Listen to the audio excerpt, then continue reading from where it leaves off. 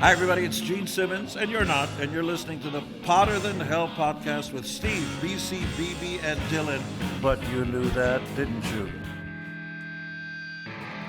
Ladies and gentlemen, welcome to the Potter Than Hell podcast. This is your last stop on the crazy train of hard rock and heavy metal. So sit back, buckle in, and hang on. Here we go.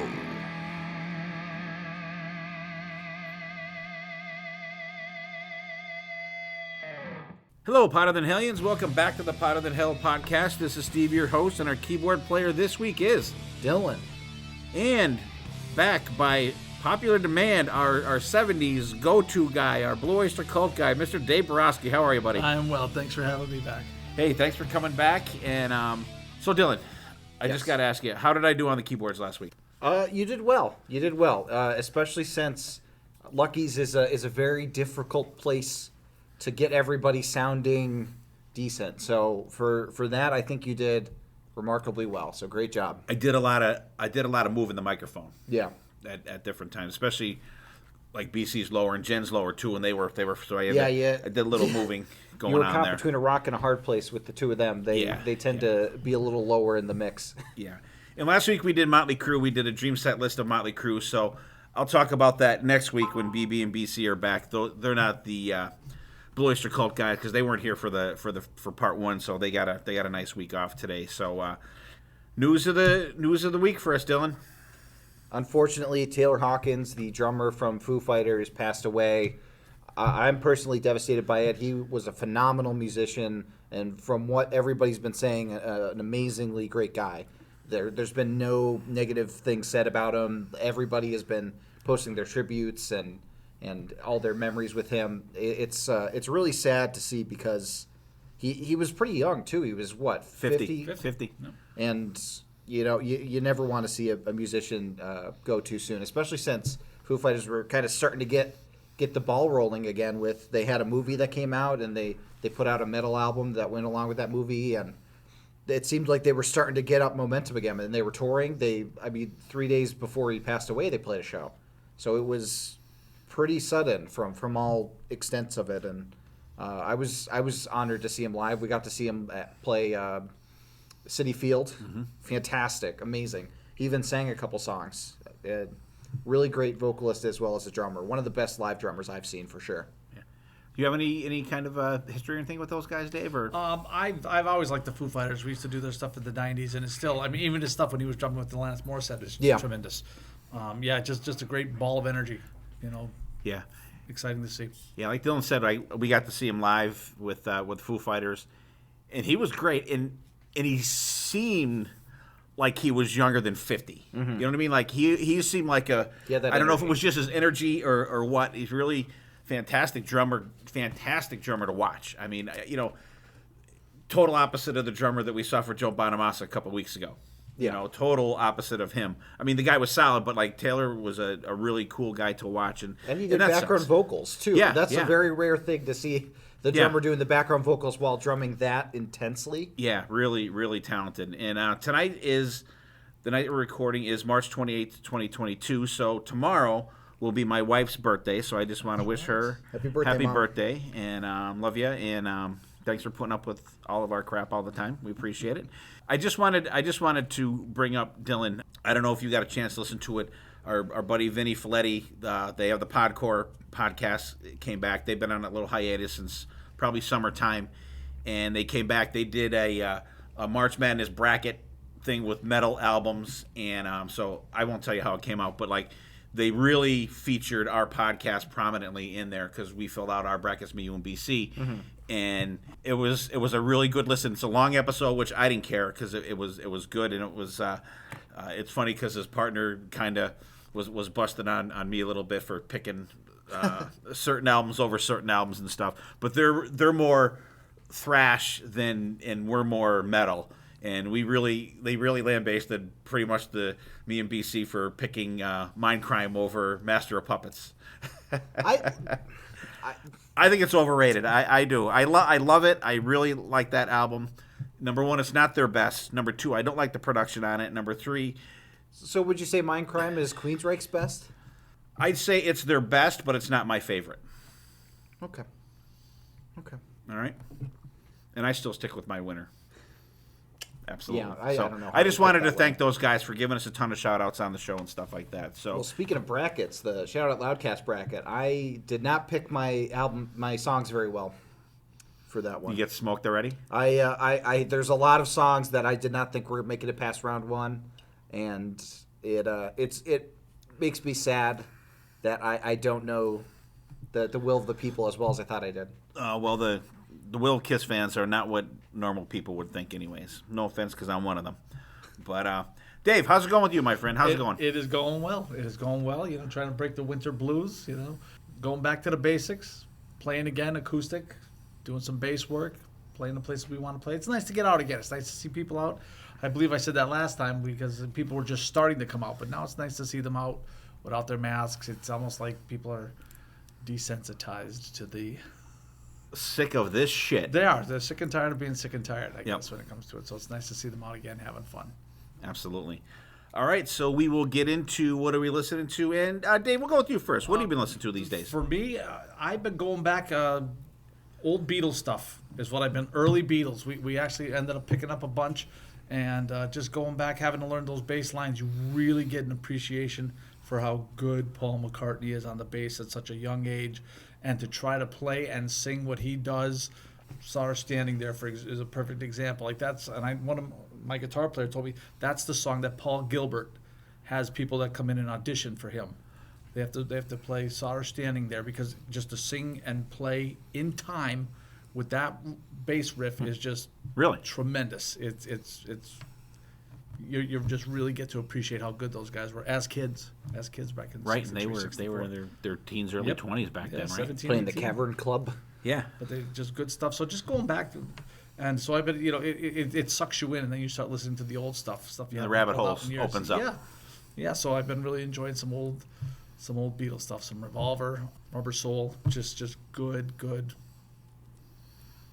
Rock and roll. That's where you start to check off the train, right? Yeah, I like the older stuff. I mean, I'm not a huge Beatles fan by any stretch of the imagination, but I like the early stuff. Like that, I Saw Her Stand There, right. I Want to Hold Your Hand, Love Me Do, all that. I love that stuff.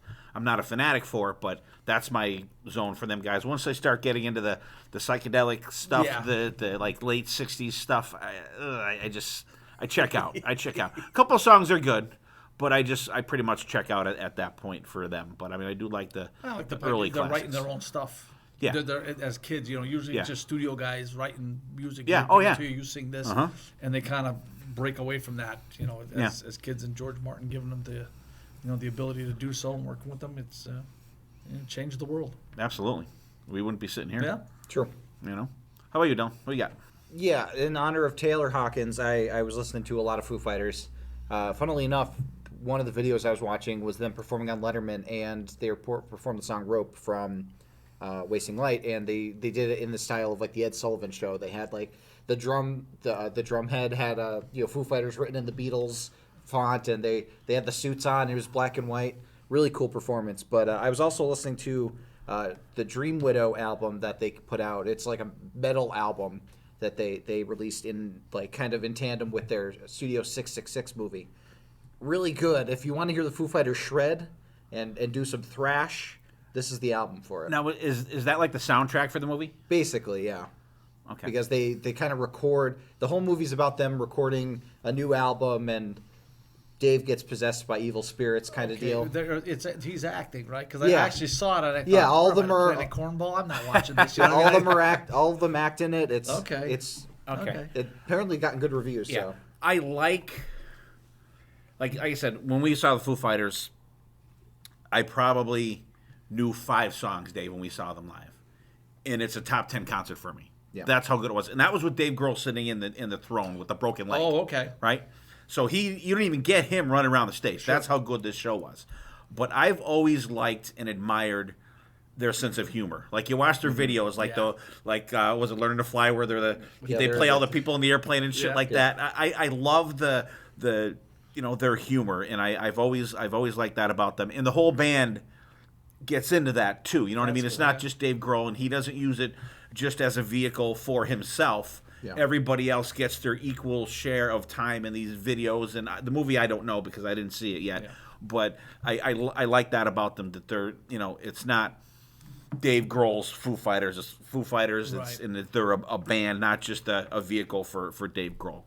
And he literally could say, screw you guys, I'm going to do my own thing, and he'd be just as popular, and he would sell as many tickets and albums and everything like that. But he keeps it as a band. I do like that about him. I think he was recording out of his house, wasn't he? Yeah, House yeah, in they Virginia, recorded- just to stay. Everybody could stay close and Yeah. close knit and everything. That's classic. Yeah, they did. Sounds waste like you night guys. that. Yeah. My neighbors are. Neighbors aren't crazy about it. But why? they're not. Fuck them. No, they've always been great. They've always been great. Hey, if your neighbors aren't used to it by now, they're never going to be used to it. They used to say, back in the 90s, oh, we like just come and listen on, out on the porch and stuff like that because we'd have the garage door open and everything. Maybe that's why Joan doesn't want to play Iron Maiden, because the neighbors don't want to hear it. You put like a collection tin right in the front of their porch. I so should that- have. You got to charge them cover. For, It'd be like for Nashville. You listening. go in the bars, they don't get paid. They put the bucket there in Yep. front of the stage, and people go up and they pay. All right, so, and for me, I'm still on my Bonamassa kick. I've been delving into some of the Gary Moore live stuff as well. I don't know if them two ever played together. I don't know. I hope that at some point they had. And I can just imagine how amazing that'd be if Gary Moore and Joe Bonamassa played together. I don't know how much you are familiar or a fan of either one of them, Dave. A little bit of both. I mean, Yeah. I know a little bit of Gary Moore. My brother was a bigger Gary Moore fan than I am. But Joe Bonamassa just seems like he's always on the go. Yeah. He's always he's scheduled to be in Wilkes-Barre. Was He he just already? played 2 weeks ago. We Okay. went down It was to see amazing. him. It was so good. And I told Dylan, I said, I will never miss a show of his around here again. 'Cause Fantastic. by the second song, we're like, holy shit, just amazing, Dave. And he was sick. You would love it. You would absolutely be in like. He was holy under fuck. the weather. Yeah, he's like, yeah. I'm not feeling that good tonight. You could not tell. He just That's fantastic. fucking amazing. And in the new Ronnie Atkins album, lead singer from Pretty Maids, he has a new solo CD album out called Make It Count. Real good. I got to give it a couple more shots. I gave it a real quick listen, but I liked what I heard so far. So that's what we got going this week. Dave's got some early Beatles going, some Rubber Soul, some Revolver. Dylan's got Foo Fighters mix going on, and the Dream Widow, pretty much soundtrack from the Studio 666 movie. And myself, Gary Moore, Joe Bonamassa, and Ronnie Atkins going for me. And I got a ton of other shit going too, but that's pretty much predominantly what I was going into. So let's get into our Blue Oyster Cult discussion today. This is part 2. Part 1, we did self-titled Blue Oyster Cult album, Tyranny and Mutation, and Secret Treaties, and then On Your Knees or On Your Feet, the live album. So Dave, why don't you just give us a quick refresher course to get us up to the first album we're doing tonight, which you're going to do first is Agents of Fortune. Sure. I mean, if you want to get back into the start of, the BOC days in the late 60s, playing in the New York scene and whatnot, coming in as Soft White Underbelly, and then they, get out of their psychedelic kind of phase when they finally get signed. They do a lot of, and it's going to be a big deal as you come into these other, I'll call it like phase 2, if you will, of Blue Oyster Cult, because really, after On Your Feet or On Your Knees, that's when they kind of take a change coming into Agents of Fortune. But it's that psychedelic version where they finally get their lineup in. I think they get studio savvy coming into these next 3 albums, well 4 if you count, and even the live stuff. The live stuff is what sells them. So as we're moving down to Agents of Fortune, that's coming off of a killer live album that really puts them on the map with some great songs and some great. I was lucky enough to see them back in '98, and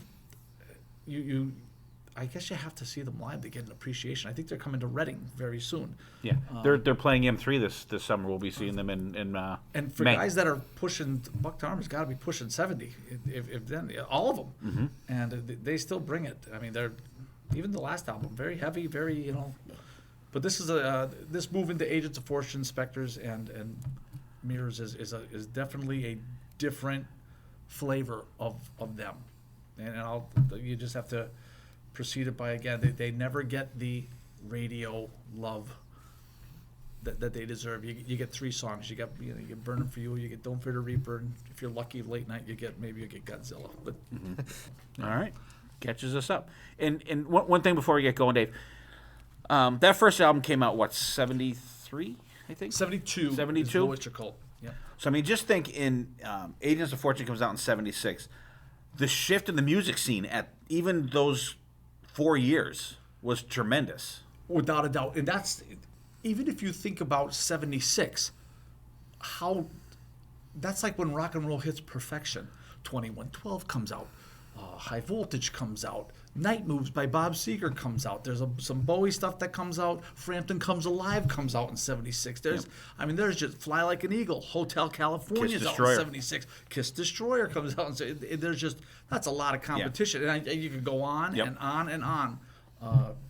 But that's when like arena rock becomes arena rock, and rock becomes rock, that kind of classic rock of what we all think of when we think of our classic rock bands. And I think it comes in for these guys with Agents of Fortune. Now for me, Agents of Fortune it's kind of like the first album, or actually cassette, that I purchased from them. The first album I had ever heard was Some Enchanted Evening. I believe it was 80 or 81 on 8-track, as a matter of fact. Mike Stanton had it. And hey, let's listen to this, and I had never heard anything like it before. So then it was, I went down the old electric mine shaft, and there it was. Agents of Fortune was there for probably $6, I think it was, and I still have it. But it was just it introduced me to Blue Oyster Cult, so it kind of has like a special spot for me. Is it their greatest album? I don't know. For me, it's got a special spot. So if you want, I'll dig right into the tunes. Okay. Well, there's a couple things I think as far as this as an album. You've got your original lineup: Eric Bloom, Buck Dharma, Alan Joe Bouchard, and Al Lanier. It's a funky album, I think, because it departs where you kind of see on the first 3 you have a lot of collaboration on the songs, and it's evident in those songs. And on this, it's more individual pieces where you could then pick out a song that the Bouchard boys write, or you could pick out the Buck Dharma songs and how it plays and how it flows. Every member of the band sings on this album. It's one of the only albums that they all have a lead on it, and you could see really the differing writing styles just from song to song to song. I have written down here, like, jaunty is the word that I want to think of with some of those songs. It's got that piano in there that's a little different from their heavier, if you will, Blue Oyster Cult-y kind of, first 3 album stuff. After this tour, they get into the studio, and this is what comes. Sandy Pearlman is back, who's, again, he's a big piece of the equation, with Murray Krugman as well. It's a little bit less heavy. It's a little bit more atmospheric. It's a little bit more, again, like I said, they're more studio savvy, and that comes through in the lyrics and the instrumentation. So it starts off with "This Ain't the Summer of Love," which is it's just a great heavy opening riff to come in with something. Bloom sings it and he writes it. It's kind of like a spoof on making fun of the hippie era, but it's just got that great beat, that great drive. And something else that's very present on this is you start to see in these 3 albums the build of the concentration on the backup vocals. They start to come in a little bit more prevalent, and it's not just 1 or 2 guys, it's the whole band singing, and that's where they're kind of getting studio savvy. Next is True Confessions, which, again, right at the end of This Ain't the Summer of Love, and it just kind of dies, and then it goes into this jaunty piano thing where you think, where's this album going? Like, it's just such a departure from the first one. But the piano really carries the tune. Great little guitar solo in the middle, and even towards the end piece there. It's about his relationship with Patti Smith, and their back and forth, as their relationship has been on and off, I guess, really on, but about their relationship being on and off, as far as them being upset with each other and whatnot. And then it comes into the classic of their number 1 hit, I think it was Rolling Stone's Song of 76, Don't Fear the Reaper, written by Buck Dharma. And one interesting thing that I have always found about this is that the guitar solo is done on the first take in the studio. Like, that's one shot, one and done. The opening riff is classic, and it's a spoof off of A minor. It's just really a three chords lines, A, F, and G. Al Bouchard on the famous Cowbell, Duct Tape Forever. And you really have to listen to it. That's the thing, though. It's not as prevalent as the Saturday Night Live skit really makes it out to be, but it's there. And, I guess, I think it was Al Bouchard thought it was kind of cornball, but I guess they just duct tape or gaff tape the crap out of it, so it wouldn't be as prominent. But it's there. Once you get it there, you get it.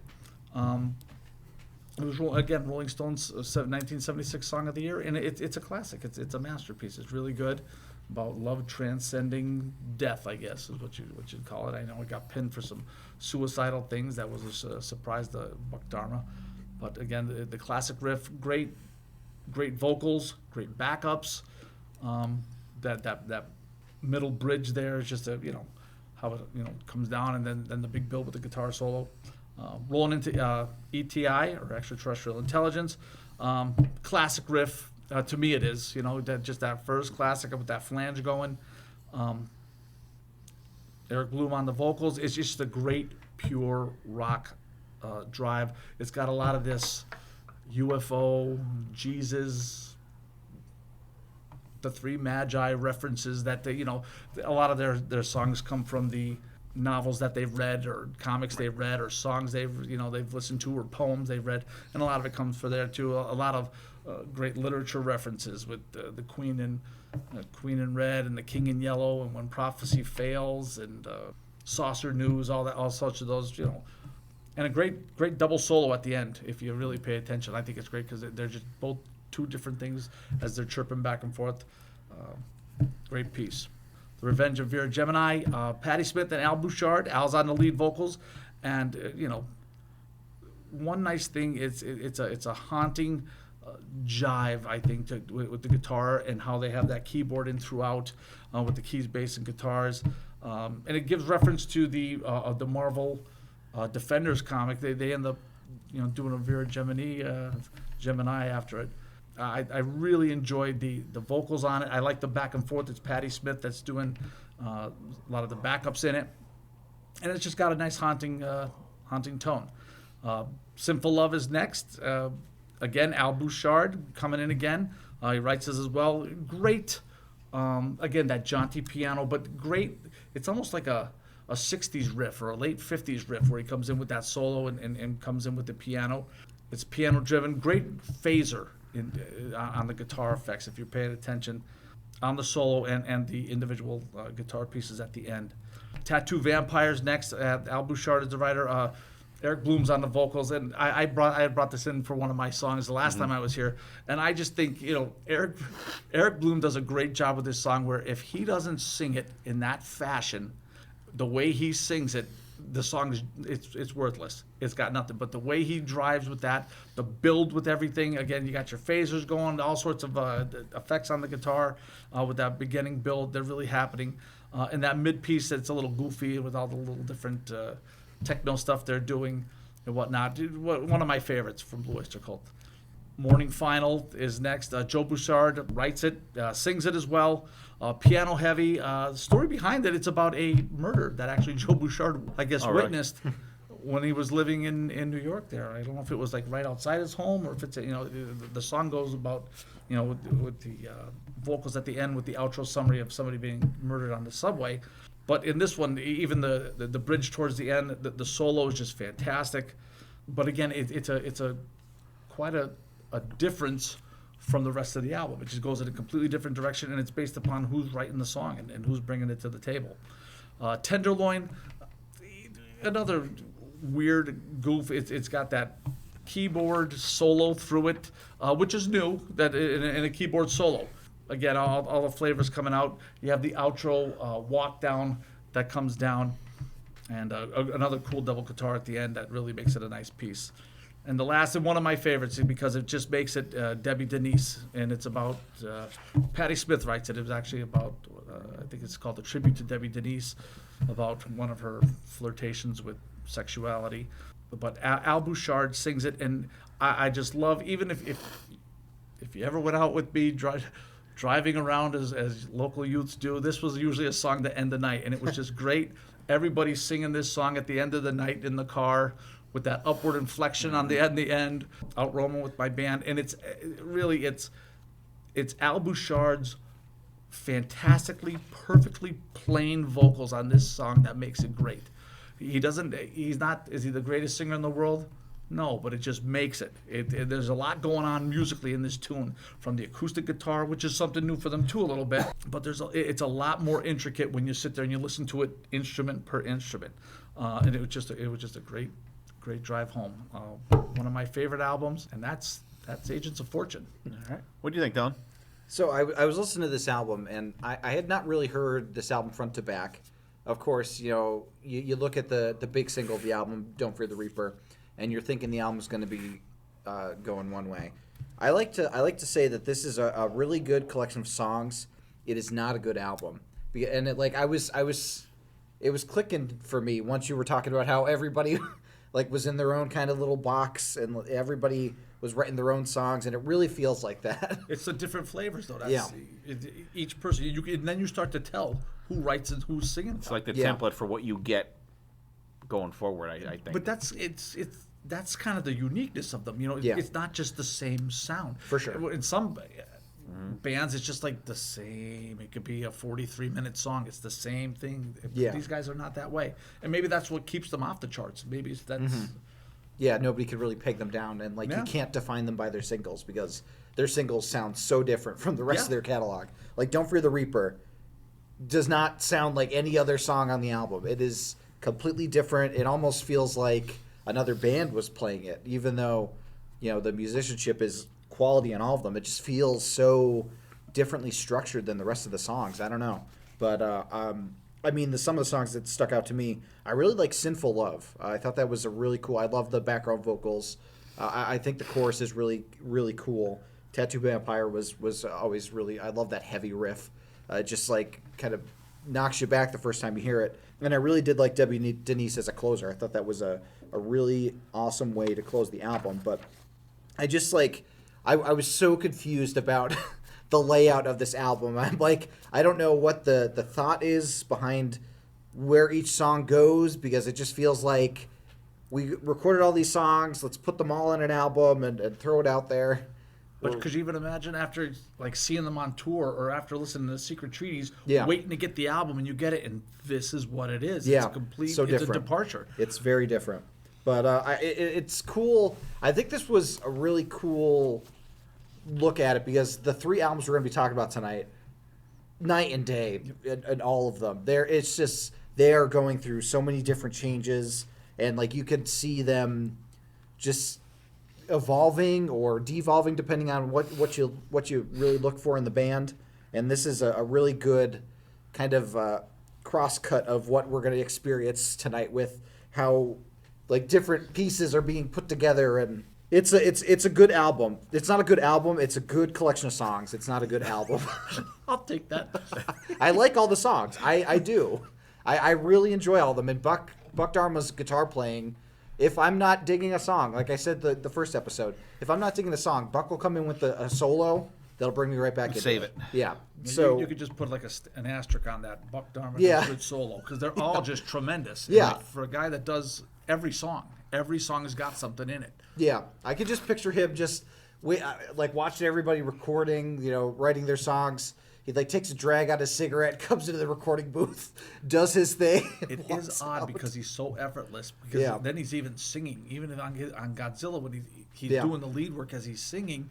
And when I saw him, he had a jeans, t-shirt, and a sport coat on, with the elbow patches. And he had it on. Effortless, just walking back and forth. He plays that head stockless guitar now. He's got the Steinberger. Yeah, I can't. I hate he went from the Gibson to that. And actually, it looks like a hunk of cheese. It's got a great. Gets a great. It sounds great, but I hate those guitars. I'm sorry, Don. Well, what'd you think about the album? If you hate the guitars. Okay. Well, that's what he plays now. I'm sure. I don't even think they were a thing back then. But I think that was the '80s. They came in. Yeah. Spoiler alert. The only album I've ever heard all the way through before delving into this for this episode was the live one that we're going to talk about in a little while. Yeah. But I have heard, obviously we've heard some of these songs. This Ain't the Summer of Love. This one I know I've heard before. Starts a little palm muting, catchy chorus, and there are a ton of choruses on this album. The guitar's rather crunchy. The bass pump's pretty good. Lots of background vocals. And there's a simple solo on this one, but it fits really well. True Confessions, I'm always thinking the one from Gene Simmons' solo album, but title only for that one. They come right in with the vocals right off the bat. This has like a song that you would hear like on the Roadhouse movie. Like if you walked into the whatever I forget the name of the bar in that movie, this song could be playing when you walk into that bar and see Patrick Swayze there with his arms crossed and watching the whole crowd.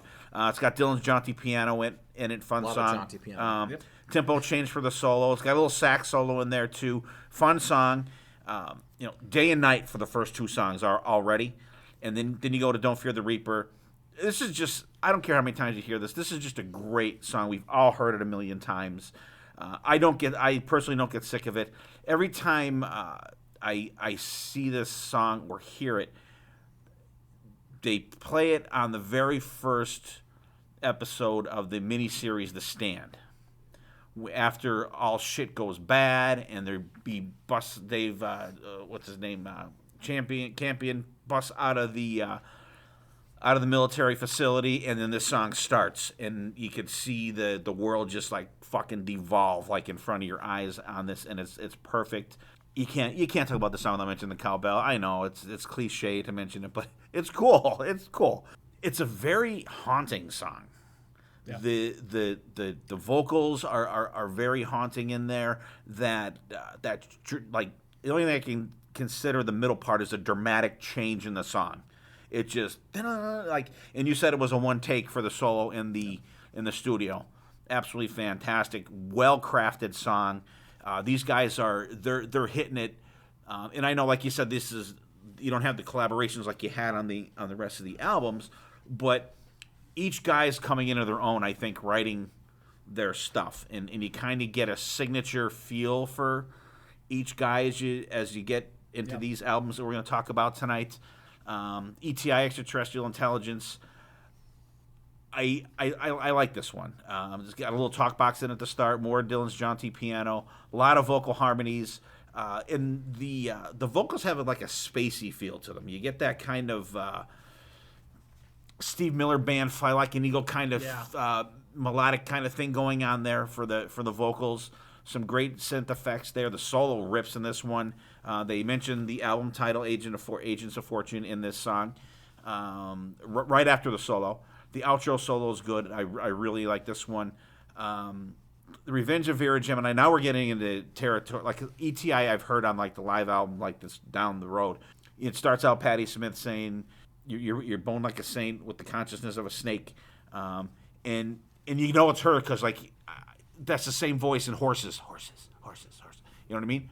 It's like I'm like it's like kind of like it's in there. Plucked from there. No more horses. Yeah. That's I'm not quite sure what that means. I'm sure it's something between them or whatever. Then the bass kicks in there, good groove. Patti Smith, I like you said, the call and response kind of thing. The back and forth on the vocals is very cool. Some amazing drum fills in the song.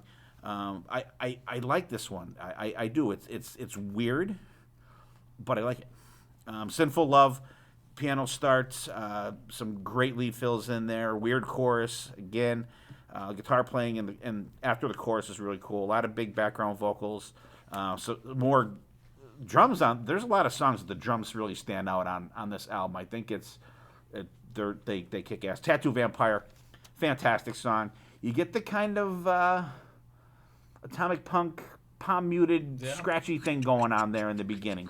Fast paced, just balls out rocker, and you get that vampire like that song. It's cool. This song friggin' rocks. Morning Final, another decent deep track there. This guitar solo is pretty soaring on there. Tenderloin, mid tempo starts. This is a weird one for me though. I like the. God, I hate to even say this. That My baby takes the morning train. I don't know. 9 to 5. 9 to 5. It has that bustle kind of feel to it. Well, it's almost disco-y. That's disco vibe. Yeah. It's that almost like a game show. It just like hit me weird. It's weird, but it's pretty good. Debbie Denise, ballady feel. I don't know. This one, I'm a little 50-50 on. I do like it in some parts. It's kind of all over the place. In this one, and I spoke about Gene Simmons' solo album before. He has a song called True Confessions on the 78 solo album. But he has a song on there called Always Near You, Nowhere to Hide. In that chorus at the end, listen to that. It's like that. You know, it's weird.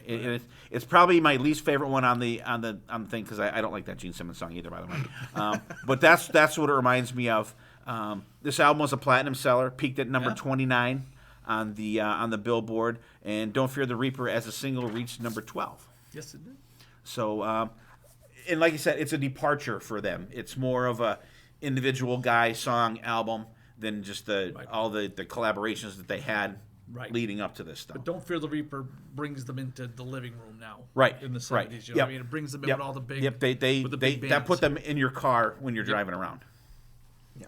All right, next one. Dylan's going to do Spectres. Yeah, right before Spectres started, they started touring, trying to get, and they started doing lasers with their shows. They were one of the first bands that implemented lasers into their live act, which I thought was really interesting that they did that. And you could actually see that on the cover of the album. They include the lasers because it's like, yeah, we're doing this. This is our thing. So they released Spectres on October of 1977, recorded in the Record Plant in New York City. It is a brisk 40 minutes and 29 seconds. Back when albums didn't take ages to finish, you did it quick. You got Murray Krugman, Sandy Pearlman, Dave Lucas, and Blue Oyster Cult as producers. And, it's a good 10-song album, starting off with the song Godzilla that never went anywhere and nobody has ever heard of it before. No, it's one of their most popular songs, of course. Just a monster riff to go with this monster subject. And I love how Buck Dharma, it's basically like the Buck Dharma show where he does the lead vocal and then he's doing the lead guitar and he's having a conversation with himself where it's lead vocal, lead guitar riff, and he's just it's if you are here for the Buck Dharma guitar playing, this is a song that you're gonna love because it's basically just his show. It's his world and we live in it. I love the middle part with the, we hear a little bit of Japanese going and the slow down and you can hear the bass real well. The mixing on this album, you could really hear the bass guitar, which I really appreciate, especially in one song coming up that I will spotlight. But this album, on the whole, I feel is a little more cohesive than Agents of Fortune. It feels a lot more tight together. The songs seem to go a little better. I didn't think that was going to be the case when I first listened to Golden Age of Leather. With the beginning, they almost have that like drinking song start with everybody doing like the vocals together, and I'm like, oh, what's going on here? What is happening with this song? But then once the song itself kicks in, really fantastic song. It kicks up. It has some really awesome moments that you would not think were happening from that vocal part at the beginning. But it really took me by surprise how good that song was. And I'm like, okay, we're in good hands. And then Death Valley Nights, it's kind of a little more of a ballady feel, but it kind of picks up still at the end because Buck's got to have his solo, and the solo comes in, and it almost has that astronomy kind of feel where like we pick up a little more as we're ending the song. Searching for Celine, monster bass riff on this one. I love the bass guitar on it. It's almost funky. And it has a real cool feel to it that it makes you stop what you're doing. You're like, oh, what's going on here? So that really took me by surprise. That's one of my top songs on this album. Fireworks, a great song to end side one. I'm still very much into this album. I'm on board. I'm like, yes, this is what I want. And then we open up side two with Are You Ready to Rock? Great song. I had first heard this on Some Enchanted Evening, because it opens up that live album that we'll be talking about after the break. But really fantastic rocker. It gets the crowd pumped up. It's the perfect song to open up the second side. Celestial the Queen, We're getting back to the weird roots of the lyrics for Blue Oyster Cult, if you were missing that. But it's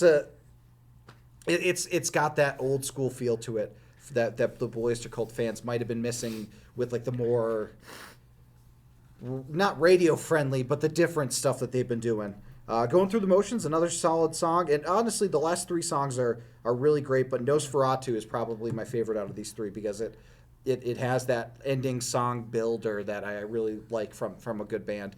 They pronounce Nosferatu weird, but I won't hold it against them because they also pronounce Gemini in the album before, which I know that's how NASA pronounces it with the Gemini missions. Oh, yeah? But yeah, fun fact for you. But Nosferatu, anytime Nosferatu comes up, I'm always loving the song because Saxon has a great song called Nosferatu. But this is another great one, and it's a fantastic way to end the album that I think is probably my favorite album of the night for sure.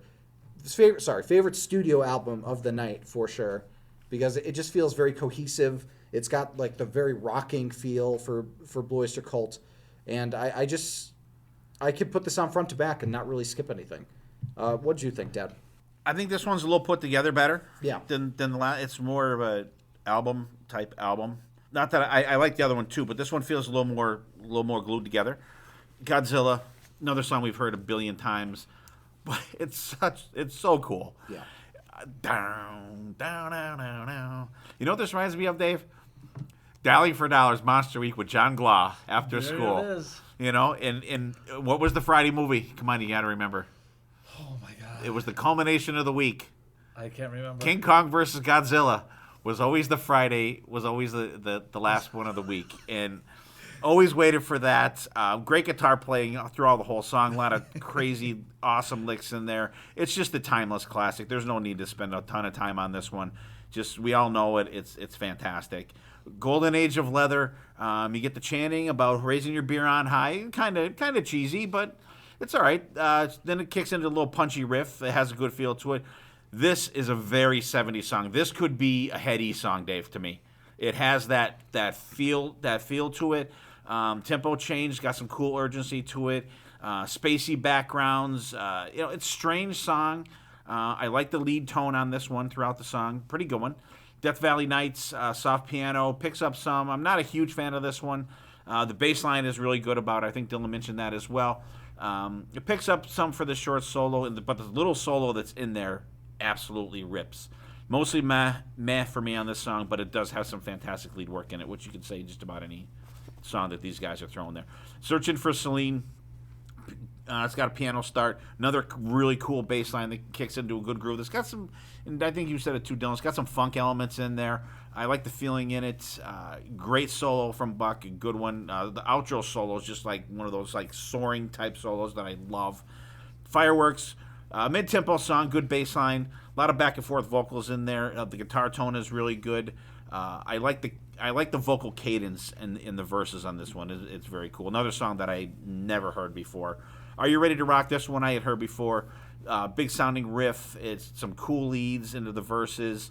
Call and response. Come on, come on. Like I said, we're going to talk about the song later in the live setting a little bit. There's some really like wailing leads throughout this song. Simple drum beat, but it works. There's a lot going on in this song. There's a real lot going on in this song. Fun one. The tempo picks up at the end, which I always love. Celestial Queen. This is like a Blue Oyster Cult doing Styx. I get a very Styx feel to this song with the synths and the keys. Yeah. The vocals are great. You got piano and synth in there. There's a lot of cool actually piano fills during the verses of this song. Very cool headphone song. You get a lot of swirling and back and forth, and especially for the solo.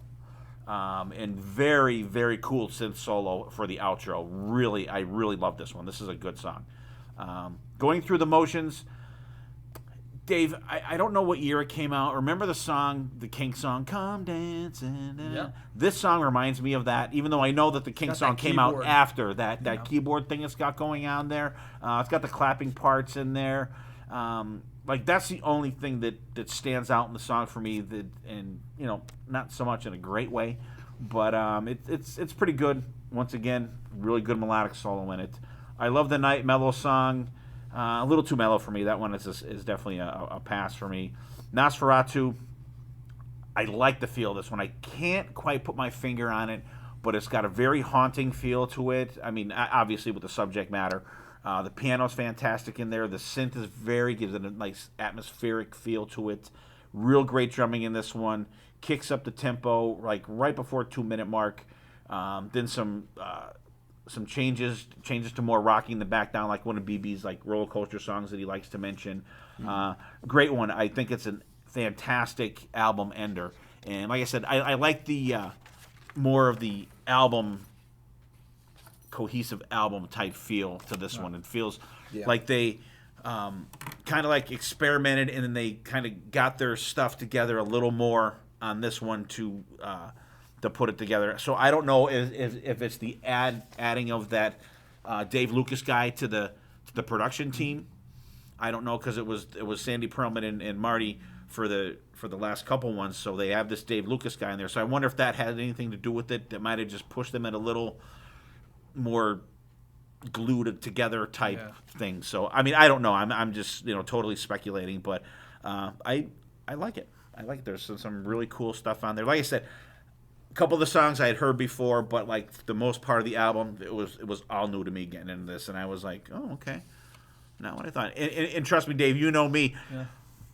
And even when we started this podcast, I'm like, fuck Blue Oyster Cult. They suck.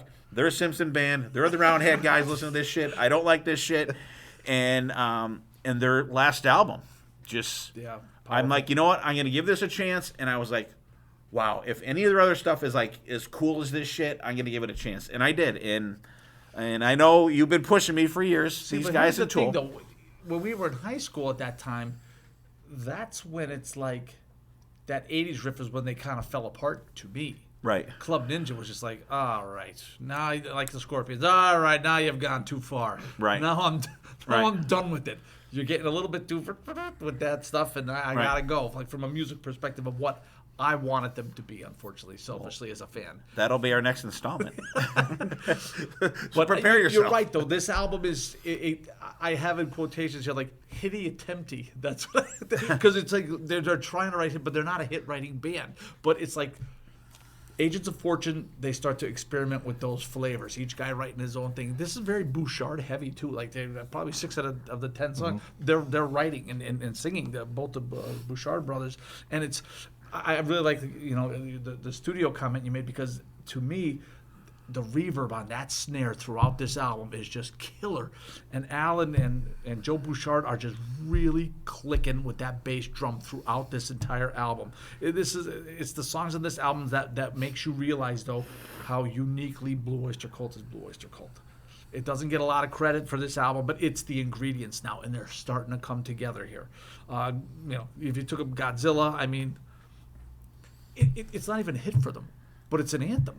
Right. You start that riff, you hear that at a bass point, you know exactly what that is. Just that first chord, you know what it is. Golden Age of Leather, again, that's it's a spoof on the death of Harley Davidson's. That's what it was supposed to be about, like getting old in your leather and it doesn't work anymore. But even on this one, you start to sense that the backup vocals are really starting to come together, and then they get incredibly prominent throughout. Death Valley Nights, it's kind of, again, it's Al Bouchard's that fantastically ordinary voice, how he does it. It's just great, and a rare slow love song for Blue Oyster Cult. Searching for Celine, about a narcoleptic French writer, but that's these guys. It's really puts out on it too. Eric Bloom is really wailing on the vocals. Fireworks too with the claps and stuff. But those backup vocals, they're driving. It's really driving. And Buck Tarmer's tone and effects on that solo and stuff. It's just fantastic. Are You Ready to Rock?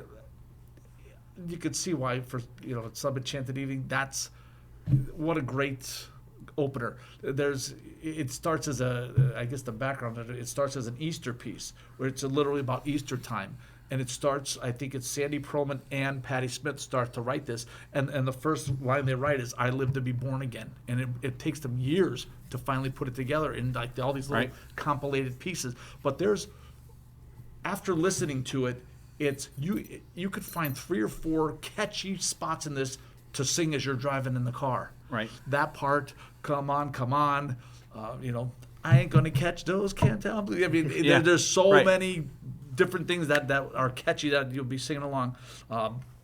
Celestial Queen, it's just a funky, jaunty riff. Going Through the Motions, that's Eric Bloom with the great Ian Hunter. Actually co-writes this with them from Mott the Okay. Hoople.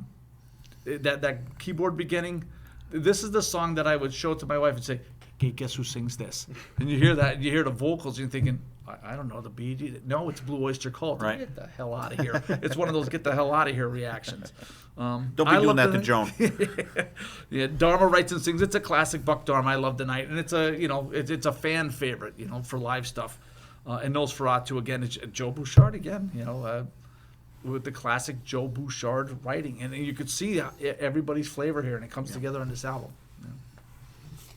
All right, there we got Agents of Fortune and Spectres. So we'll take a quick break, and I wanted to keep our gem song Blue Oyster Cult centric, and I was looking for different cover versions. So I found this one. We talked about this. We've heard the song a billion times before. We are going to do L.A. Guns' version of Don't Fear the Reaper from Covered Guns. Dylan's going to play it now.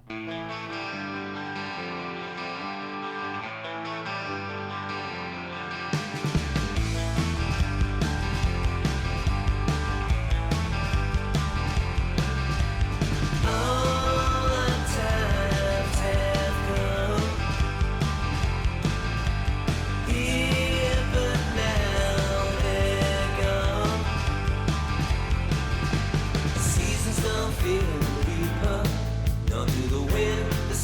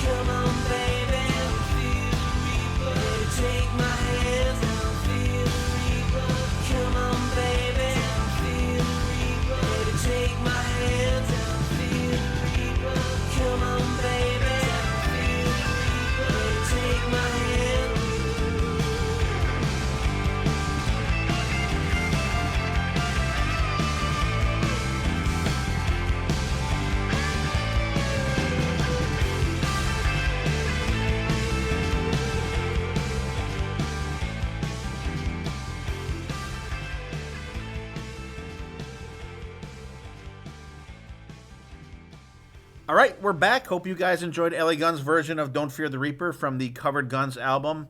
Not sure what year that came out because it didn't really say on Apple Music, but hope you guys enjoyed it. It was, and I looked for a bunch of versions, and there was, actually, I'll talk about my hidden gem in a minute, but there were some brutal versions of this song out there. There was one that I saw who it was, and I'm like, oh, this is going to be good, and it sucked. So I enjoyed it. So let's do our hidden gems, and I'll go first since I'm still talking here, and since I kind of alluded to my one here. I thought this song was a standalone song live. It's from the 1999 Sebastian Bach album, Bring 'Em Bach Alive, come out in 99, and I thought he just did a straight-up version of Godzilla, but what he did was he did Monkey Business, and then it evolved into Godzilla, and it's a really cool version, heavy as fuck.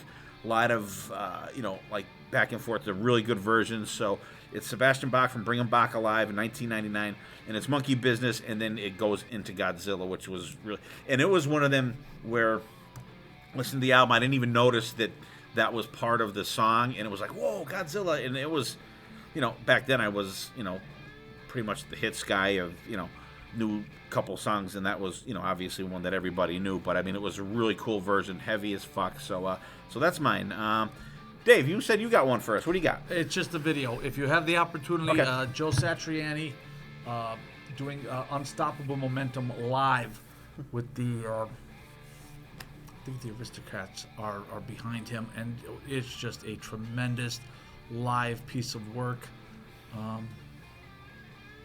You'll thank yourself. Just watch it live. Joe Satriani, to produce what he does, the tones, the chirps, the effects that he does, how he plays with the whammy, he's playing off the fretboard. It's just, and the backing band is just absolutely wonderful. So treat yourself to Joe. It's on YouTube. Joe Satriani, Unstoppable Momentum live. It's just fantastic. All right, cool. What do you got, though? Well, in honor of Taylor Hawkins, I thought I would pick a B-side from There's Nothing Left to Lose from Foo Fighters. They do a cover of Have a Cigar by Pink Floyd, and he does the lead vocals on it. So I wanted to try and pick a song that featured him prominently, and what better song to pick than one he sings. So Foo Fighters covering Have a Cigar by Pink Floyd. All right, so there's our gems this week. I have Sebastian Bach doing Monkey Business / Godzilla. Dave's got video of Joe Satriani. Check it out on YouTube, Unstoppable Momentum Live. And Dylan's got a B-side from, what was the A-side, Dylan? So it was from the album There's Nothing Left to Lose. There's a bunch of different EPs they released that have like a string of numbers. Okay. But it's in the EP that has the B-sides from that album. Okay, and it's them doing Have a Cigar, Pink Floyd cover with Taylor Hawkins singing. Yep. All right, so now we're going to move on to the second part here. In between Agents of Fortune and Spectres, they put out a live album, and it's called Some Enchanted Evening. And Dylan's going to kind of take the lead on this because he has a little more of an attachment to it. Yeah, this was actually the first thing that I like Dave, it was the first thing that I bought from Blue Oyster Cult. They had released like the deluxe edition of it in 2007, I think. And I was like, I like Don't Fear the Reaper. That's on here. I like Godzilla. That's on here. Let me play this. And then I listened to the rest of the songs, and I was like, oh my god, these guys are even better than those songs. Because there's one song in particular that blew me away that I'll get to when I go through the track list. But this was originally released in September of 1978. Recorded over, I think, like 4 shows: Atlanta, Georgia; Columbus, Georgia; Newcastle, England; and Little Rock, Arkansas, throughout 1978, summer of 1978.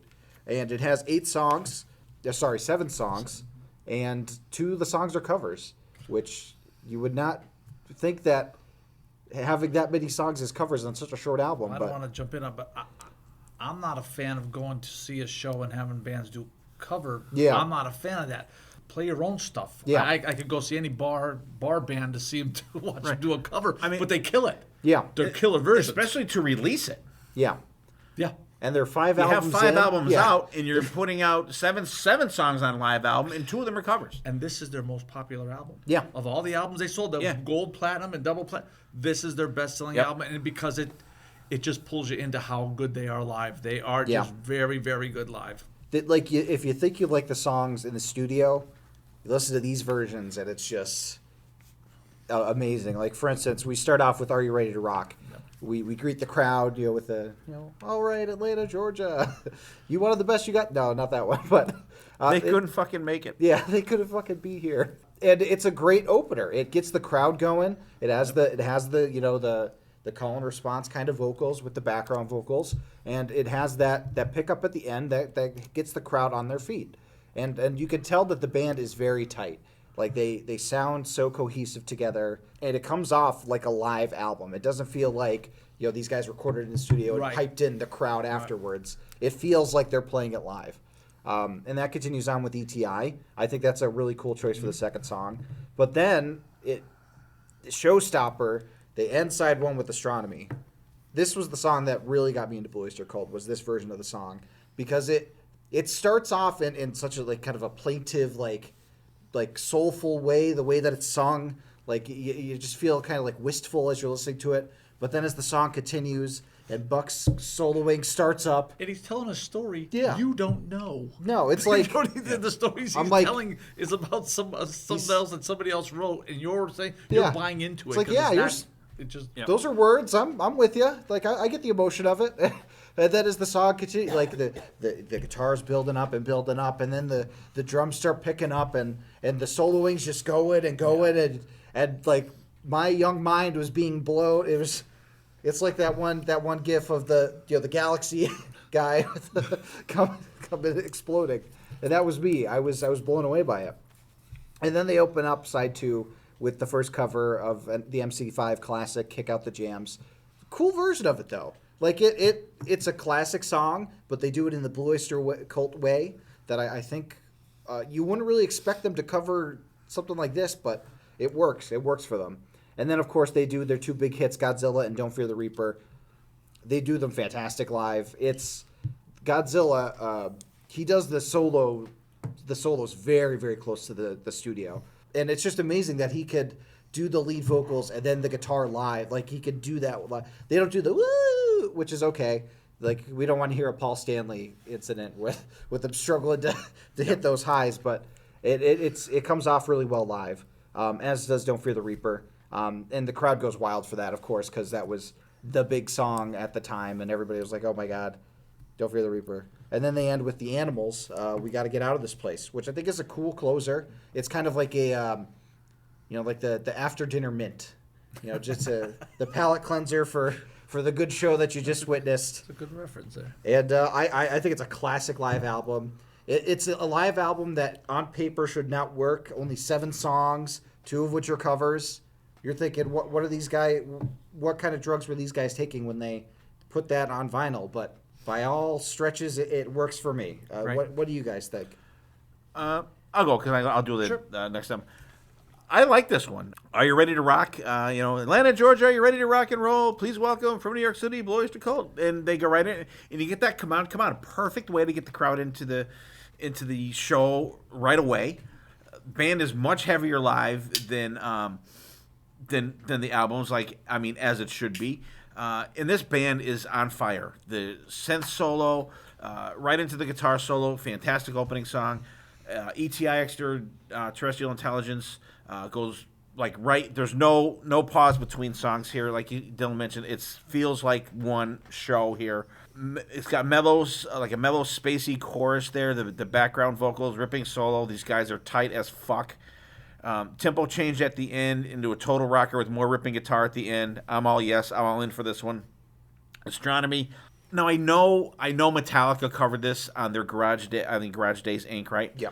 But this song feels to me like it's a template for a lot of the Iron Maiden epic songs that, especially the shit that they do nowadays. I mean shit in a good way, that they do nowadays. A lot of cool time changes. And this song can't be easy to pull off live because there's a lot going on in this song. A lot of time changes. It's got the haze in there. I'm all in. I love the build, and it's got a build through like 3/4 of the song with the lead guitar just rolling with it. Awesomely created song. Crafted song. Just it's great that they pull it off and that the fashion that they do. Absolutely aces on this one. Kick out the jams. I mean, rockin' song. I would much rather they do their own material on here, but they do this song justice. And if BB were here, this would be the sick banana solo of the whole album. I think it definitely would. He fucking tears it up. Godzilla, solid version, fun. We don't need to get into that one. The bass part and the breakdown is really cool. Even like after that doo doo doo doo doo doo doo doo. That's always a cool part.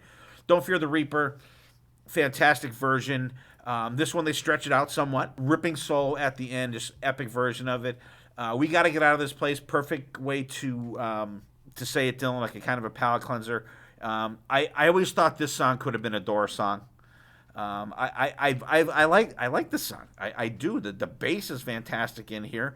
I would rather this than the original version of it for sure. And it's got a certain build to it that I've always liked. I've always liked this song. Just reminds me of the Doors, a fun song. Great live album. The production and the mixing on this album is just absolutely fantastic. And what do you think, Dave? I couldn't agree more. It was supposed to be a double album. And I think the record company put the kiboshes to it. Would have been nice. I don't know if maybe the deluxe was what that was supposed to be. I think there's like a Japanese reissue or something later on. Yeah, maybe there's 2007 or I could 14? I could list the other songs that they had included in the deluxe edition. But again, it's it gives a lot of credit to me too when you hear Eric Bloom's vocals throughout. I mean, he sings the majority of the songs. He's really belting.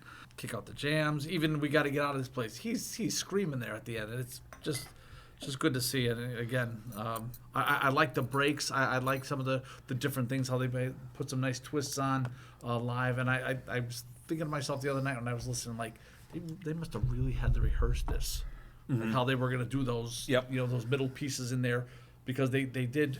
It wasn't just like somebody's riffing on something and you're just keeping the beat. It's rehearsed stuff, which just gives more credit to how these guys were really clicking by this point in '78. So I again, Astronomy is just like a Epic. It is epic. All right. And speaking of Blue Oyster Cult, we were talking during the break here about the Blue Oyster Cult shows that we've seen. Dave, since yours was first, why don't you give us yours? Give us your little lowdown of your show. Well, I saw them back in 1998. I don't know how the tickets it was by happenstance. A buddy of mine, John Gerchman, said, "Hey, they're playing. Let's go." And that's what it came down to. And it was it was an indoor show at a smaller venue, and it was. I still tell people to this day, it is. I've seen quite a bit of shows, and it is the loudest show I'd ever been at. If we were right up in, we got there early, got there right in front, and it physically hurt to be standing where we were standing, and that's a good thing, I think. But I did have to move. After about 4 songs, I said, I can't take it. I think my hair is going to start falling out. It was that, but it was very good. I mean, some of the songs, they did Cities of Flame with rock and roll. Buck's Boogie, which is a classic. I don't know if they did them with you, but that's, Buck Dharma's always been doing nice things. Lips in the Hills, Astronomy, Flaming Telepaths, which is always nice for me. Dominance and Submission. Then the classics, even In Thee, which is a Mirrors tune that we'll be getting to, which is a very rare to see them do because it's acoustic-y. It was a great show, and I'm glad. And again, the effortlessness of these guys on stage, how they clicked, was just and to be as close as we were, and with the sound that was there that night, it was just a great show. Yeah, and I talked about this show a little bit, like right after we went to it. Myself and Granza went to it. It was actually when after the whole world was fucking shut down in 2020. Spring of 2021, shit started opening up. Shows started happening again. Blue Oyster Cult was all of a sudden they had some shows at the Circle Drive-In, which is maybe 10 miles from where we live, and Blue Oyster Cult was playing there. So I had some tickets, and actually I had invited Dave to go, but he was playing out that night, so he was unable to go. May 29th is usually like Memorial Day weekend for us. It's usually sun and fun, and it was absolutely fucking dismal out. It was 42 degrees, shitty. You get that little misty rain that you You can't even put the delay on your windshield wipers to wipe it free. You have to manually do it because it's so intermittent. Pain in the ass night. It sucked. But they were great. First time I ever saw these guys. And they played it. That was me from their new album, The Red and the Black, Before the Kiss, A Red Cap, Golden Age of Leather, Burning for You, Harvest Moon, ETI, Box in My Head from the newest album. Then came The Last Days of May, ME262, Godzilla, Don't Fear the Reaper, Dr. Music, Tainted Blood, and Cities on Flame with Rock and Roll. And I want to say, Dave, they had to do Buck's Boogie in there somewhere because there was a part where they just stretched. I couldn't tell you what song. They just stretched it out, and Buck just played, and it was like, holy shit, like, this is freaking crazy.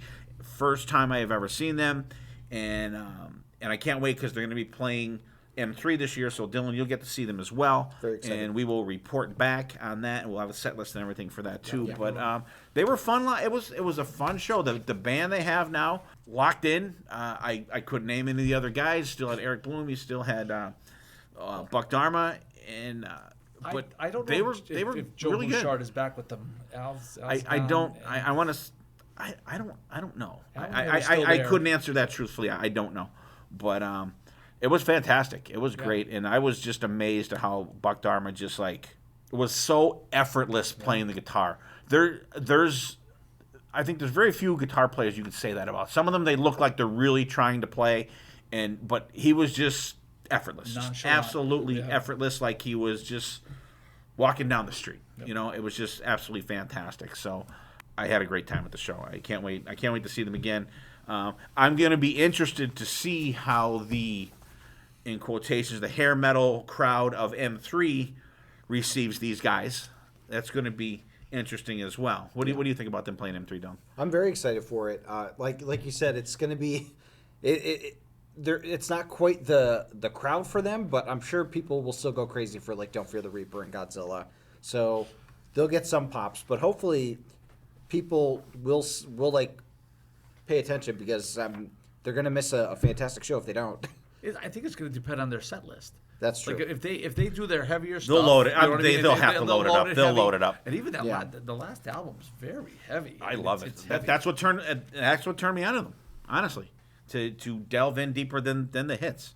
All right, so final album we're going to talk about tonight is Mirrors. Came out June 19th, 1979. 36 minutes and 39 minutes. They took a shift in production on this one. Tom Werman produces this album. You may have heard of him before on the Shout at the Devil album, maybe. He might be the guy that's involved in that, perhaps. Is he? I think so. I think he worked with Ted Nugent, did he not? He worked with he worked with a ton of people. He was, I think that they were trying to Cheap Trick too, if I'm not mistaken. Probably he's got a ton. Apparently he discovered Boston, Cheap Trick, REO Speedwagon, and Ted Nugent. I know he had worked with Ted Nugent. He had apparently tried to bring Kiss, Leonard Skinner, and Rush to Epic Records, but the label passed on all three of them. So this guy was trying to get the bands. That's amazing. It must have been like shooting fish in a barrel. So many good bands out there in the 70s. He did produce Shout at the Devil. Yeah, I thought so. How about it? All right, so Tom Werman, great producer, ton of stuff under his sleeve. Look him up on Wikipedia. You may have to dig a little deeper than that to see what he actually did. Yeah, but we don't have a list or anything. We just have a list of the artists, and that's it. Right, very prolific producer. This album, I only heard, before gearing up for this episode, I only heard one song, and it's the first song, Dr. Music. They played it in the set list that I just talked about, and I had no idea that was just a song that they played in the set, and it was towards the end too, so they might have went off to that after Don't Fear the Reaper and then came back on for Tainted Blood and Cities on Flame with Rock and Roll. No idea. And actually, because when I heard this album, I'm like, that song sounds familiar, and it was from the show that I saw. Eric Bloom sings this song. Starts out with, if you just go by the very first note on that, you're like, oh, this is gonna suck. It's electronic. What the fuck? The very first thing you hear like an electronic drum hit. But then it goes right into a good riff, though. Good background vocals here. We immediately throw the female background singers into this song. The main riff is really good. Some good lead fills here and there. There's even a harmonica solo in here. It's a nice touch. Dylan's jaunty pianos make an appearance right off the bat here. Good start, and even we throw a little cowbell in there in the beginning. I don't know if we're just trying to throw everything into a blender for this song and see what sticks there to open the album. But it's a good start. Eric Bloom sings the second song as well. Great Sun Jester. Mellow start. It's got some really heartfelt vocals in there, which I was kind of thrown off by a little bit. And not in a bad way, though. Kicks up about a minute in. Some awesome drumming on this. The drumming and the drum fills are fantastic on this song. Kicks back down for a little BB roller coaster type song. Outstanding song. The soloing is fantastic. But I think on this song, the drums really steal the show on this song. They are just like so out front on this one. In the acoustic start, feels like a folk song to me. Mostly a skipper for me. I could live without this one. Buck Dharma sings this song. This one I could live without. I'm not sure what anyone else's feelings are on this one. Title track, another song sung by Buck Dharma, Mirrors. Half tempo, real crunchy guitars, more female background vocals in this one. Very catchy, some really good lead work. It's got a little stomping feel to it, more of a like a fist pumper. Joe Bouchard sings the next song, Moon Crazy. Starts with some cool piano and some really good lead fills to get this one going. Another stomping feel to it, but this one's like a little more in your face. You get a dual vocal in it. Good head bobber. Pace picks up some for the chorus. Very catchy. And it's got you don't get that shredding solo in this one. You get that like rock and roll Chuck Berry type solo in this song that totally fits about 3/4 of the way through. Picks up and actually I get like a bluegrass feel to this song. It feels like it has like that little element in there, and I'm not saying it's a bad thing. It gives a little different texture, a little different flavor in there. Buck Dharma sings the next one, The Vigil. You get a little acoustic, little plinky acoustic start there. Then you get a Pink Floyd feel, like a David Gilmour feel for the lead guitar playing, the harmonic part in the beginning there. You get like a synth takeoff, kind of reminds you of like More Than a Feeling. You get that uptake in it there. But this is classic dark Blue Oyster Cult here. You get layered vocals, cool background vocals, some short leads. The drums are great here.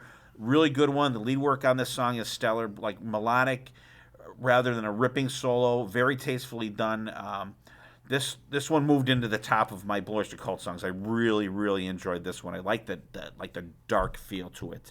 I Am the Storm, sung by Eric Bloom. Another up-tempo song. Great groove to it. The chorus is really good. The solo section is fantastic. There's like a drum fill section in this song that is very cool. It's got a lot of that ride solo that BC loves and goes for all the time. The second solo, great solo for the second section. This song just like kicks ass. I really like this one. You're Not the One I'm Looking For. The song's okay for me, kind of middle of the road, but those last two songs are kind of tough to follow in my book. They're the standouts on the album for me. This song feels a little too happy crappy for me for Blue Oyster Cult. It does. The solo's good in it, although I do get that it's like a happy feeling song for a sad subject for the woman. That is, I guess you could say. Short solo. The outro solo rips pretty good though. Lonely Teardrops. It's got like that superstition Stevie Wonder type keyboard feel to it in the beginning. I like that, and it slows down and it's like slowed down, but it makes it different. But I get that feel for it. The chorus is weird. This song's got a disco feel to me on this one. I really got a disco feel for this one. I love the solo, fits, and it's got a good vibe. But the solo is very Eric Clapton-like. I get a very Eric Clapton-like feel for the solo.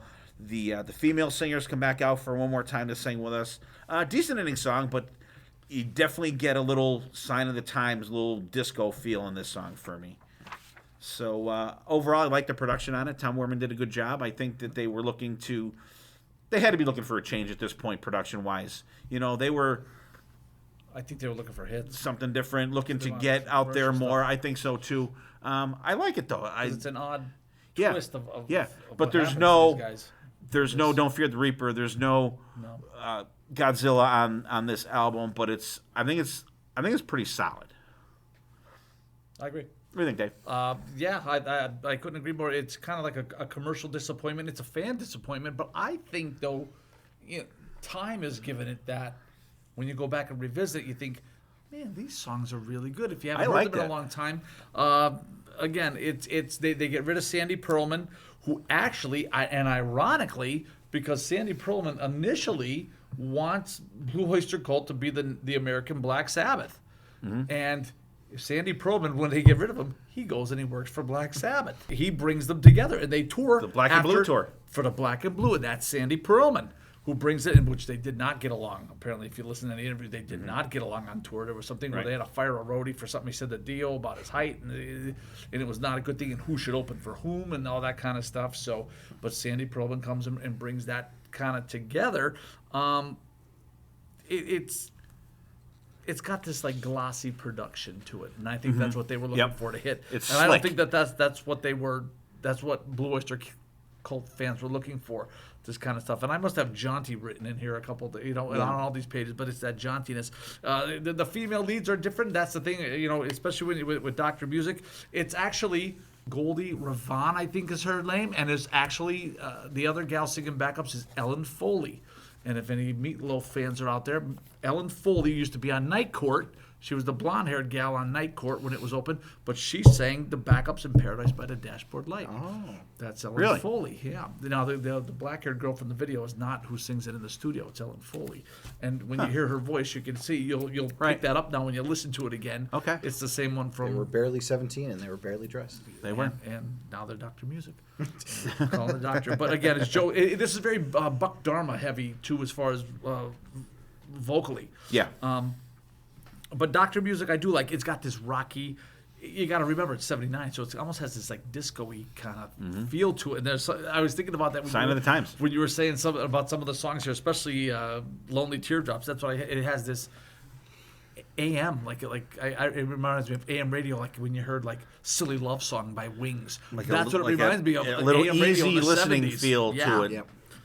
But the Great Sun Jester, again, they were working with fantasy writer Michael Moorcock, and that's based on one of his fantasy, again, where they get all their ideas from. But I do love the and this is kind of prevalent throughout this album, is these tempo changes and these time signature changes that they do, like in Moon Crazy and stuff like that, how they hop from one to the next, kind of like Blind Melon does in a lot of their tunes, which I enjoy.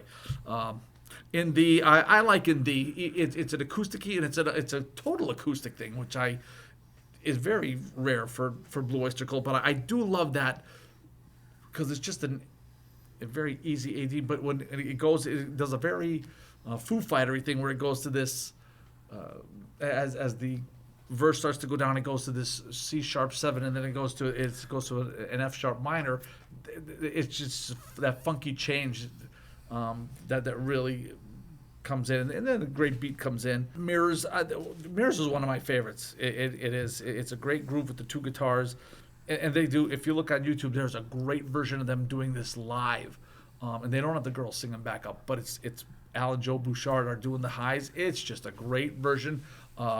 It sounds very, very good. And the funky thing is, Mirrors isn't even, for as poppy and as commercial as the song is, it's never released as a single. Yeah. And it's the name of the album. It's kind of odd to me as I thought about it. Like, it wasn't, but it's one of my favorites. I just love that guitar riff in the beginning. It's a good tune. Moon Crazy, same thing. It's a Joe Bouchard. I love the tempo changes, the back and forth, and really the bass really holds it together on this song. There's some great bass stuff when they do those time changes, walking all over the place. The Vigil, Buck Dharma writes with his wife. His vocals are pronounced. I think the backups are great in it. Him playing and singing, that middle break is tremendous. I Am the Storm, it's a Joe Bouchard song that Bloom sings. I think it's very powerful. You're Not the One I Was Looking For, that's another one. It's almost like it doesn't belong on this album with the hand clap and stuff. It's almost like Too happy. yeah, the poppy hands. It's almost cliche. It's almost cliche. And again, Lonely Teardrops has that. It's a cool groove. It's got that superstition, which again, it's very It's more like they're trying to write hits, and that's I don't think maybe the hardcore Blue Oyster Cult fans appreciate it as much as maybe they do more so today. Maybe revisiting it, yeah. Yeah, Don. I will say that if I had listened to this album first, I don't think I would have enjoyed it as much. But because I listened to Agents of Fortune and Spectres and like how like wackadoo the get together was for Agents of Fortune and how different Spectres was to that. I didn't have any expectations going into this because I'm like, they've thrown everything out the window. I don't know what they're going to do. I'm just going into this. I'm just going to take what they give me. And I think that mindset helped me enjoy this album because it's not a very like Blue Oyster Culty album. They do a lot of stuff that's like different from the stuff that they did in their early career. But it works. It's good music. It has some amazing parts in it. I really liked the first two tracks, Dr. Music and The Great Sun Jester. They really get you into the album. There's a lot more like mid tempo, like slower parts on this album that I wasn't expecting. Like I was like, oh, this is like almost like a ballad for them. Yeah. And I was like, oh, okay, that's different. But it worked for me. And I just think this is a solid album. I enjoyed it. If I had listened to it first, it probably would have been my least favorite of the night. But because I was primed to not expect anything, I liked it a lot more. So it really helped that I listened to these chronologically and not out of order. Like you would have if they came out. Yeah, that's the nice exactly. thing. You get to see them evolve. Exactly. All the way from start to finish. That's right? how I've been listening to them because I want to see how they progress because Yeah. I'm not, I'm not steeped in these guys. Yeah. And And this was the only album I've been that enjoying the journey. I didn't know any of the songs on I'm it. glad. Yeah. Because, of course, I knew Yeah. a lot of the Like I songs. said, like Dr. Music, I'm like, I know this song sounds familiar. And then when I was checking the set list, Yeah, you okay, I seen listened them to do it it live, live, which yeah. was, I don't know if it's a regular that they do live. I don't know. I don't know what their It's a good one. It's a good what one. their I'm sure it translates mindset really well. is, like picking songs and stuff like that. But so there's our set part 2 for Blue Oyster Cult. We did Agents of Fortune, Spectres, Some live Enchanted album, Evening. Some Enchanted Evening, and then Mirrors. Very cool, Dave. Once again, thank you. Let's go around. We'll do a wrap up, but I without ranking the live album, let's rank the ones we talked about tonight, and then we can wrap up. And go ahead first, Dylan. Okay, yeah, the live album would have been my number one for sure. But I think my ranking is going to be Spectres, Mirrors, and then Agents of Fortune. Spectres just hit for me. I don't know. It's what I wanted from Blue Oyster Cult. You have that opening monster of Godzilla, and then it just goes from there. And it just has some really fun, like, bass lines in that album that I really enjoyed, and the solos were fantastic. It just really hit me. And you'll get to listen to a lot of these songs on our Spotify playlist of the week. I will put in all the good songs for these albums and keep out all the bad ones. But honestly, this was a really interesting era for Blue Oyster Cult for me to listen to and experience because the first albums were pretty cohesive. Very much like, yeah, this is the same band. You can see like a progression that like it's a little different as they go, but then like it's kind of keeping the same 70s, weird sci-fi stuff that they're doing. But then these 3 albums, they are throwing stuff at the wall, seeing what sticks, trying stuff out. Hey, why don't you write this? And I think it creates some really interesting songs and some really interesting albums. Sometimes it works for me, sometimes it doesn't, but I really enjoyed the journey for sure.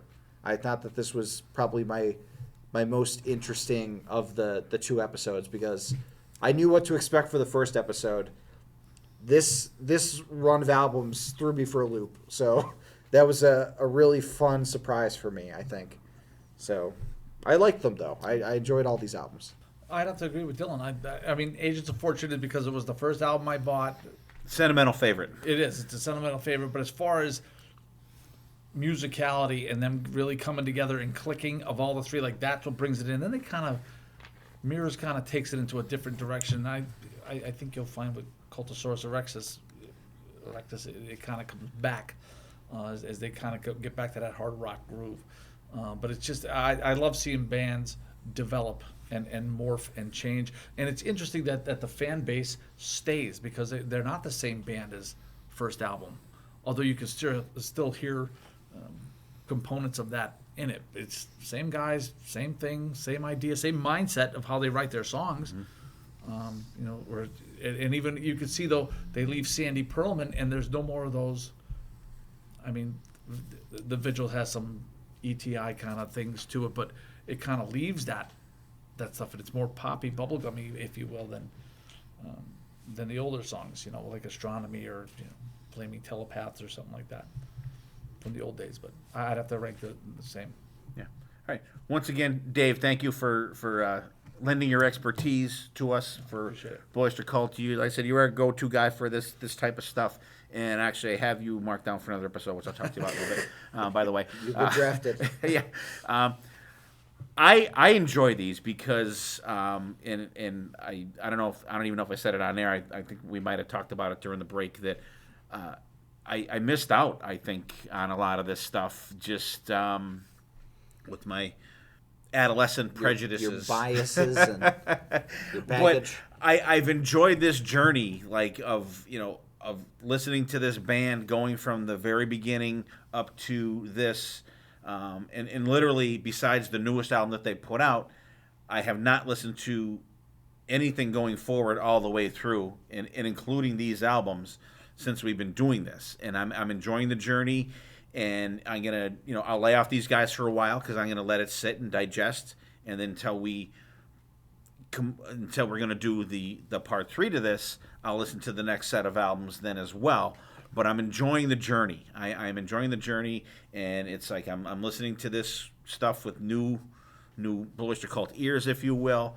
And I pretty much I think I'm in agreement with Dave and with Dylan here, ranking the albums. I do like, because I go by I have the most stars next to the songs on Spectres, and then the next ones, and I actually have a couple double stars on Mirrors, and I have like 3 on Agents of Fortune. Not that there's bad stuff, but like ones that really stand out for me.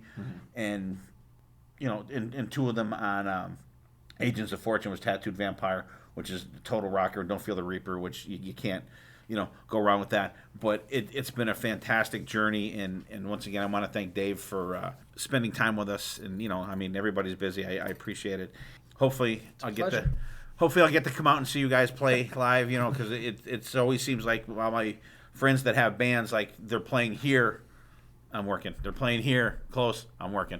Right. So it sucks how that works out sometimes, but I hope to get out to see you guys. Make sure you say hello to Joan and Jules, and I see Jake all the time, though. Because Dave's son works at the beer distributor, so I see him more than I see Dave, okay? I just got to throw that out there. But always a blast. Like Dylan said, check out the meat of the songs we talked about tonight on the Spotify playlist, and let us know what you guys think. Give these guys a chance. If you have not checked these guys out, you may be surprised some of the great stuff you find besides the shit that you hear on the radio or have heard on the radio. So give it a try. Check it out. And check out some Blue Oyster Cult. And like I said, I still challenge everybody to listen to at least one album all the way through in one sitting a week, and you will thank yourself for it, because it just gives you a total escape from whatever you're got going on in life. It's a nice departure. Get the fuck away from everything and just enjoy an album, whoever it is. Check out the live album too, Some Enchanted Evening. Really short. It kind of, in its shortness, Dave, except for the length of the songs, kind of reminds me of Foghat Live. Yeah. It's like an in and out album, quick album, in and out. A lot of good stuff there. A lot of good rockin' shit. The guitar player, Buck Dharma's guitar playing is fucking absolutely fantastic. And we probably said on the episode before, he's not a guy you hear in the guitar player discussion a lot. He's really not. And it was just amazing to see him finally play live, and he was just absolutely effortless. So get out there, check out some Blue Oyster Cult. You may be surprised of what you like. And once again, Dave, thank you. Dylan, thank you for the great job you do every week.